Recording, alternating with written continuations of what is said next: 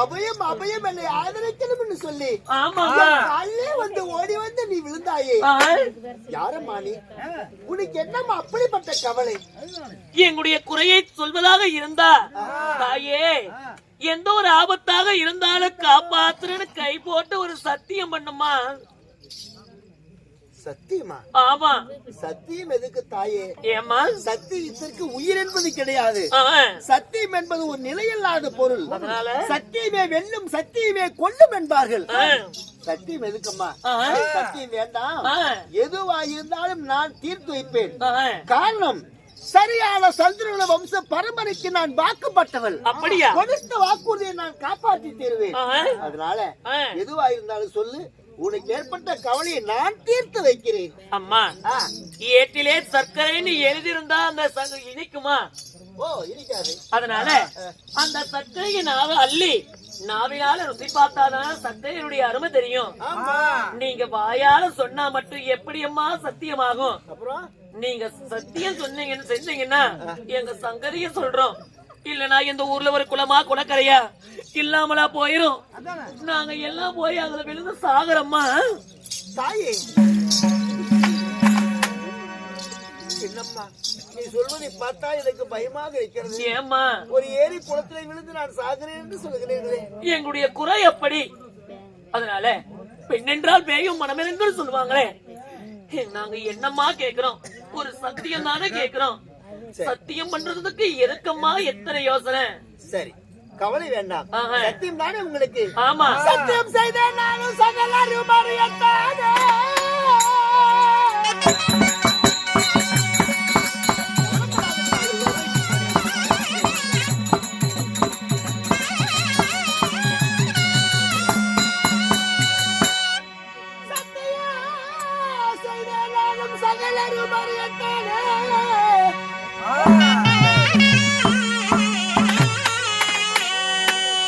உங்கள் சித்தத்தில் நினைத்த சேதி சிறப்புடன் பலிதமாகும்.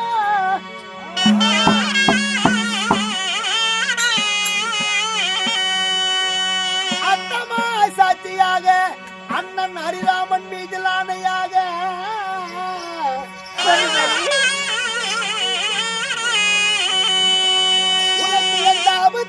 இருந்த போதிலும் தீர்த்து வைப்பேன். சத்தியம் தாயே.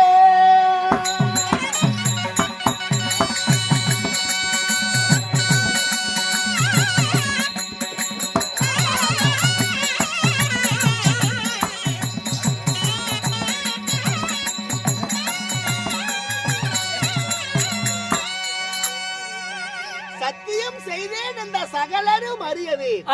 உங்கள் சித்தத்திலே நினைத்த செய்தி சிறப்புடன் பலிதமாகும்.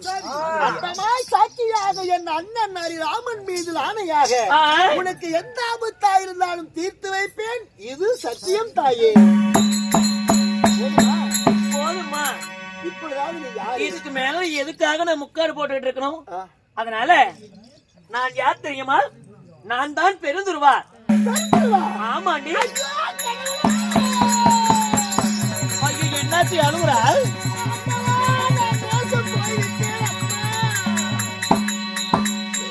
பெருந்துருவா? ஆமாண்டி. அடி பாவி, அடி துரோகி, அடி நய வஞ்சகி. நாங்களா? உன்னுடைய புருஷன் மேல எப்படி சூது வைத்திருக்கிறார்கள் அதே போல நீயும் சூது வைத்துக் கொண்டு வந்திருக்கிறாயே சண்டாளி துரோகி.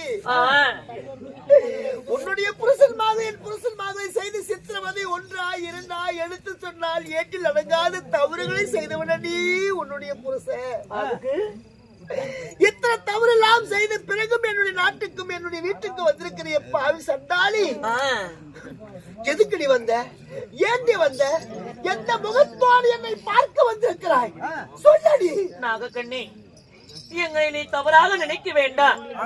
என் கணவர்மார்களுக்கு ஆபத்து. ஆகையா என் கணவர்மார்களுடைய ஆபத்தை காப்பதற்காகவே உன்னை தேடி வந்தேன் நாகக்கண்ணி. காப்பாத்து. ஐயோ ஐயா, உன்னுடைய புருஷன்மார்களுக்கு ஆபத்தா? அதுக்கு நான் என்னன்னு செய்ய முடியும்? உன் புருஷன்மார்கள் செஞ்ச சித்திரவதை ஒன்னா? உன்னுடைய புருஷன் செஞ்ச சித்திரவதை எல்லாம் எண்ணி பார்க்க முடியாது. சரி, சூதனால் பகலை ஆடினால் தோற்கடித்தான் ஐவர் பஞ்ச பாண்டவர்களை. கசினால் பகலை ஆடினால் காடு வனவாசம் ஓட்டி வைத்தான். உடுத்துவதற்கு ஆடை இல்லாமல் உண்ணுவதற்கு உணவில்லாமல் பசியும் பட்டடையோடு பாண்டவர்களை காட்டு வனவாசம் ஓட்டி வைத்தான்.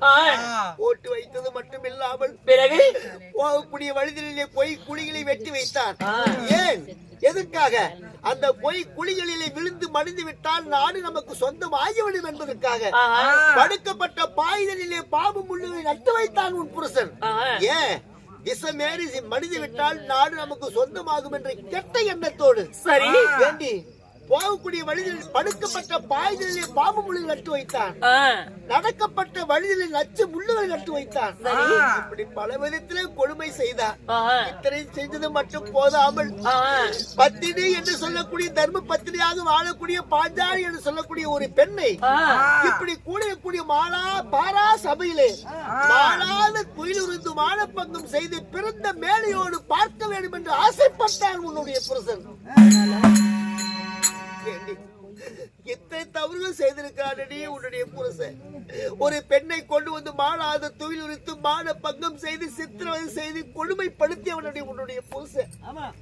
இத்தனை தவறுகளை செய்தவனை என்னை காப்பாற்று என்று சொன்னால் நான் எப்படி காப்பாற்ற முடியும்? மானு கெட்டவளே. ஆயிரம் தான் இருந்தாலும் நாம் எதிரிகளாக இருந்தாலும் ஆயிரமே இருந்தாலும் நாம் எல்லாம் ஒரு நாட்டினுடைய ராணிகள் அல்லவா? எல்லாரும் ஒண்ணுக்குள் ஒண்ணு. எப்படியாவது என் புருஷமார்களை நீதாமா காப்பாத்தணும். உன் புருஷமார்களுக்கு அப்படி என்னதான் ஆபத்து? என்ன ஆபத்து தெரியுமா?